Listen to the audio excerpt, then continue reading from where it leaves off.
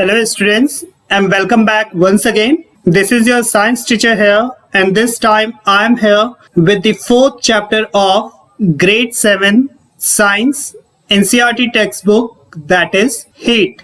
Students, have you ever experienced feeling cold inside the house and warm in sun during winter, or also feeling hot inside as well as outside the house in the summer season? Students, basically, to protect ourselves from chilling cold, we wear clothes that is basically made of wool, and these woolen clothes are basically obtained from wool yielding animals such as sheep, goat, yak, etc. Students, as you all know that wearing light colored clothes during summer will give us a feeling of coolness, and to know if the object is hot or cold and the degree of its hotness, we will be studying this chapter. So students, in this chapter, we will learn and discuss that how we can know that whether the object is hot or cold and what is the degree of its hotness. So let's start. Now students, the first topic that we are going to discuss is hot and cold. Students, in this part of the content, we will basically focuses on the effects of heat energy in different materials. Students, as in our day-to-day life, we basically come across a number of objects. Some of them are hot while some of them are cold. For example, when a frying pan or any other vessels kept on a burning gas stove becomes hot, but the handle of the pan is cold. And students, even among the different hot objects, some objects may be hotter than the other objects, and in the same way some cold objects are colder than the other objects. So students, if I ask you how can you decide that the relative hotness or coldness of an object, then obviously your answer will be just by simply touching the objects. But students, our sense of touch is not enough in telling us whether an object is really hot or cold. So students, to measure the hotness of an object, we basically rely on a device for the measurement of the hotness or coldness of an object, and that is called the thermometer. Students, as you can see here, this is the device that is basically used to measure the hotness of an object. Students, in this part of the content, we are going to learn and discuss the importance of thermometer in our life. And students, do you know that the thermometer that measures our body temperature is called doctor's thermometer or clinical thermometer? And students, a clinical thermometer consists of a long, narrow, uniform glass tube with a bulb at one end, as you can see here.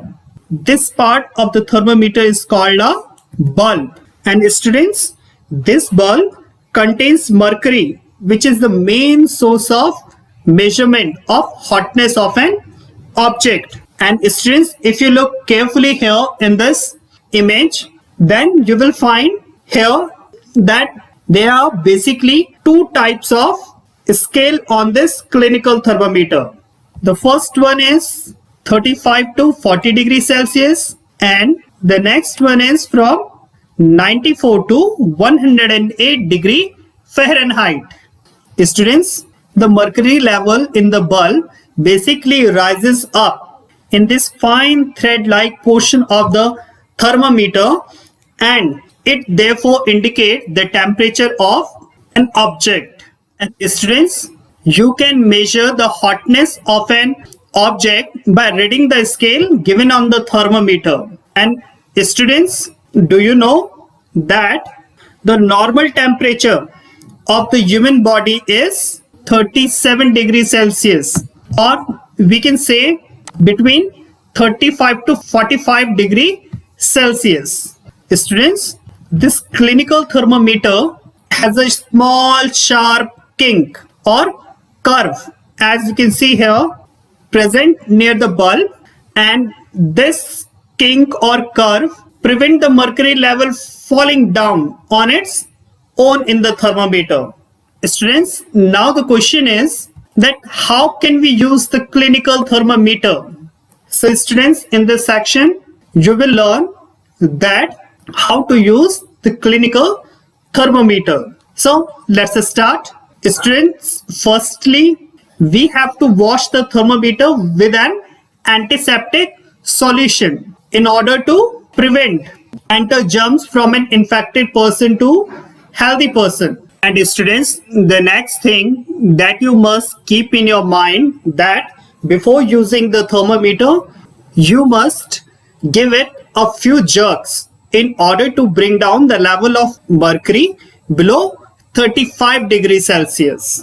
Now, the next point that you must keep in your mind is the thermometer should be placed beneath the tongue for about a minute in order to give a precise measurement. And ultimately, the last thing is that then you can take it out and observe the temperature reading on the thermometer. Now, students, the question is that what precaution should be taken while using a clinical thermometer? So students, while using the thermometer, the first thing that you keep in your mind is, first of all, you have to wash the thermometer properly after using it. Then you have to make sure that the temperature of the thermometer is below 35 degree before taking the temperature. And as I said earlier, for this you have to make a few jerks in order to blow down the reading 35 degree Celsius. Now, the next thing that you keep in your mind is keep the thermometer straight in order to see the mercury level precisely. And the last and the important thing that you keep in your mind is that it should always be held with care or it can break down. Students, as I said earlier, that the clinical thermometer is basically made up of a thin glass and it is very delicate in nature. So students, while handling it, you should always be careful. And the other thing is that while handle it, you shouldn't never touch the bulb of the thermometer, because if you do so, then it will record the temperature of your body. Now students, as you can see here the heading laboratory thermometer. Students, in this part we will basically learn about the process of getting the temperature of different objects. And students, for measuring the temperature of different objects, we basically use the laboratory thermometer. And students, the laboratory thermometer can measure the temperature from -10 to 110 degree Celsius. As you can see here in this image also, from here -10 to 110 degree Celsius.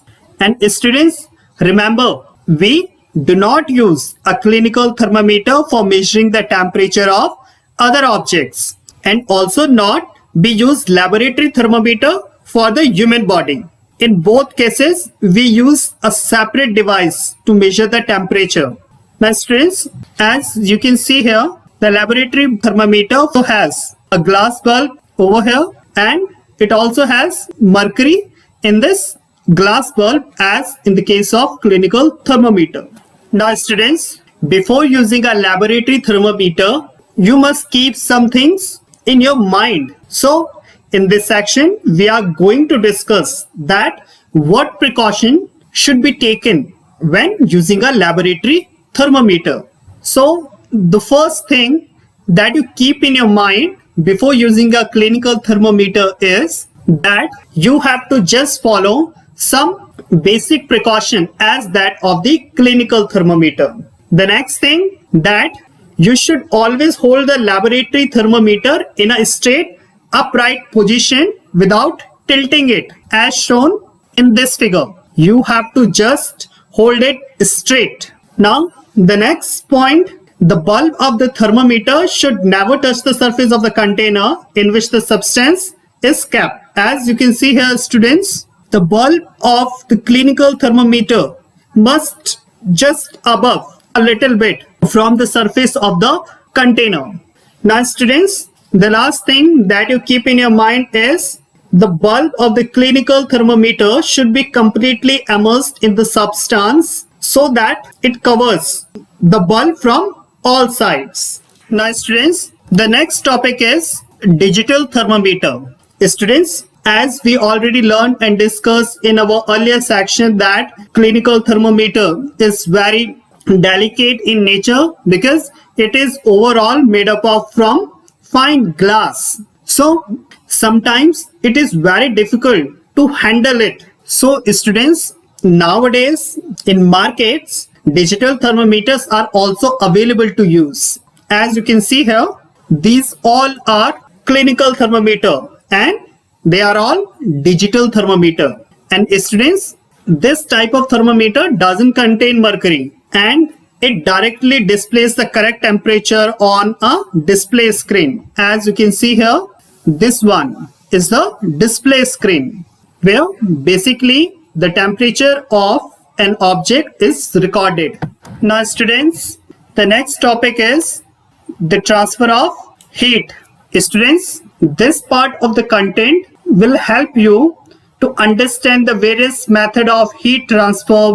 Students, I hope you might have observed that frying pan becomes hot when we kept it on a flame. But when the pan is removed from the flame, it slowly cools down. Students, do you know how it happens? Students, heat is a form of energy which is spontaneously transferred from a hotter object to a colder object, and that is called as conduction. So we can say that the conduction is that process of flow of heat in which the heat basically transferred from a hot object to a cold object. And students, you will amazed to know that some objects can conduct heat while others cannot. As students, you can see here in this image, heat is always transferred from hotter to colder direction. Students, as I said in the previous section that some materials conduct heat whereas some do not conduct heat. So due to this, objects are basically categorized into two groups on the basis of their conductivity of heat. The first one is conductors and the second one insulators. Students, conductors are basically those objects that can allow the heat to flow through them, like copper, aluminium, gold. Whereas insulators are those objects that do not allow the heat to flow through them, like wood, plastic, styrofoam, etc. Now students, as you can see here the heading, sea breeze and land breeze. And first of all, we are going to discuss about sea breeze. Students, basically the wind that blows from sea towards the land is called sea breeze. Students, do you know that during the daytime, the land in the coastal areas get heated faster as compared to the seawater? And this is just because of the higher heat capacity of water. And students, due to this, the air above the land gets heated faster than the air above the sea. And students, so the hot air from the land rises above as it is lighter, and so it moves towards the sea, and the cooler air from the sea, being heavier in nature, takes the place of the warm air just above the lands. And that's how the sea breeze basically moves on.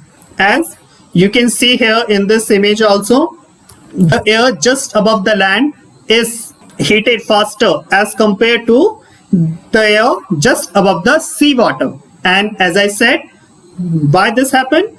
just because of the higher heat capacity of water.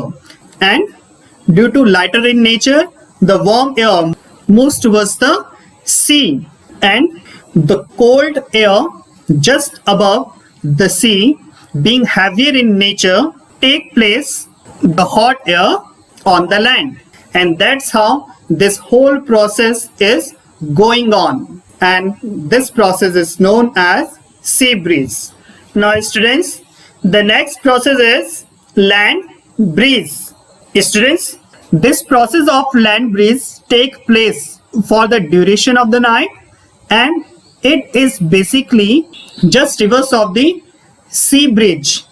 And students, basically the winds that blows from the land towards the sea is called land breeze. And students, during the night time, the process happened just reverse to the process of sea breeze. Now listen here, what actually happened during the night time.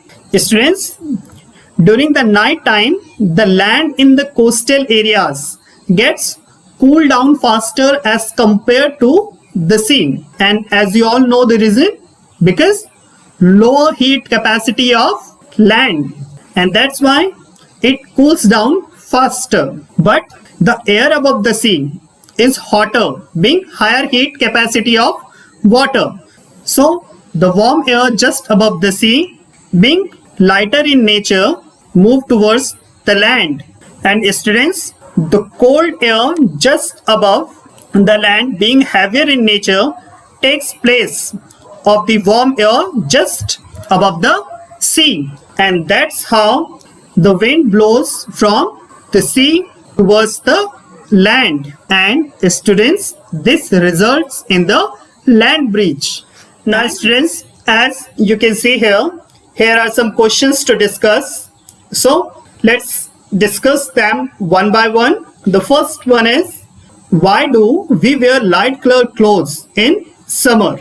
Students, as you all know that in summer we basically prefer to wear light colored clothes.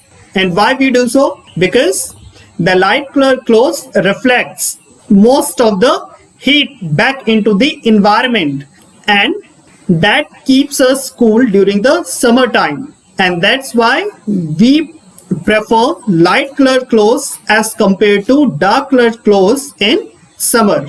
The next question is, why do we wear dark colored clothes in winter?